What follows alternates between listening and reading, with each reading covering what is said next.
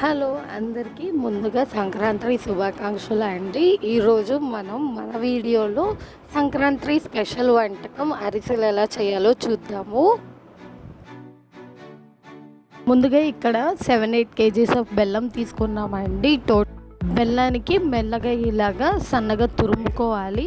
తురుముకున్న బెల్లం అంతా కూడా ఒక డాకాలో ఇలాగా ట్రాన్స్ఫర్ చేసుకోవాలండి. చూస్తున్నారు కదా, ఇలాగ ఒక దాకాన్ని తీసుకొని దాంట్లో అయితే తరిగిన బెల్లం అంతా ఇలా వేసుకున్నాము.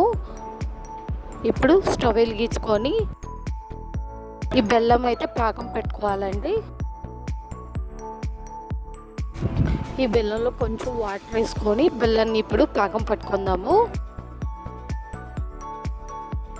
తడి బియ్యం అయితే ఇలాగ బియ్యపిండి పట్టించేసి పెట్టేసామండి. తడి బియ్యం అనేది తడాడకుండా అలాగా ఉండాలి. అలాగే అరిసెల్లోకి వేసుకోవడానికి నువ్వులండి. చూస్తున్నారు కదా, ఈ నువ్వుల అరిసెల్లోకి వాడడానికి. ఇంక ఇక్కడ వచ్చేసి కొంచెం పంచదార వేసుకొని యాలకులు అయితే పౌడర్ చేసి పెట్టేసుకున్నాము.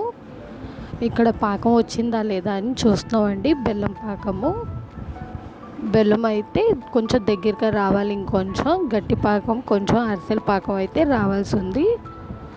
పాకం అయితే వచ్చిందండి. ఇప్పుడు ఈ బియ్యం పిండి అనేది మనం పాకంలో వేసుకుంటున్నాము. పాకం ఎక్కడగడ ఉండలు కట్టకుండా నెమ్మదిగా తడి బియ్యాన్ని ఇలాగా బెల్లం పాకంలోకి వేసుకొని ఇలాగా కలుపుతూనే ఉండాలి.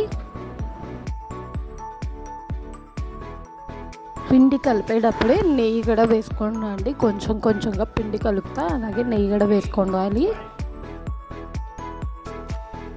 బెల్లం పాకం రావడం మనకి ఎంత ఇంపార్టెంటో అరిసెలకి, అలాగే మనం ఇక్కడ చూస్తున్నట్టు పిండి కలుపుకోవడం కూడా అంతే ఇంపార్టెంట్ అండి. చూస్తున్నారు కదా, పిండి మొత్తం పాకంలోకి ఇమిడేటట్టు ఇలా చేసుకోవాలి. అరిసెలు వేయించుకోవడానికి కళాయి పెట్టి నూనె వేయించుకున్నా అండి. ముందుగా గౌరీదేవికి వేసి ఆ తర్వాత అరిసెలు అయితే వేసుకోవాలి. అలా అని ఇక్కడ ఉన్న సలిమిడి అనేది చల్లారకుండా కొంచెం కొంచెం ముద్దలుగా తీసుకొని అరిసెలు వేసుకోవాలి.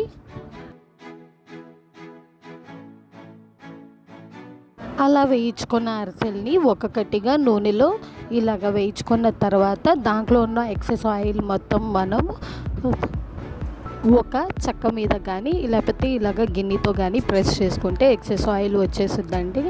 అంతే, అరిసెలు అయితే రెడీ.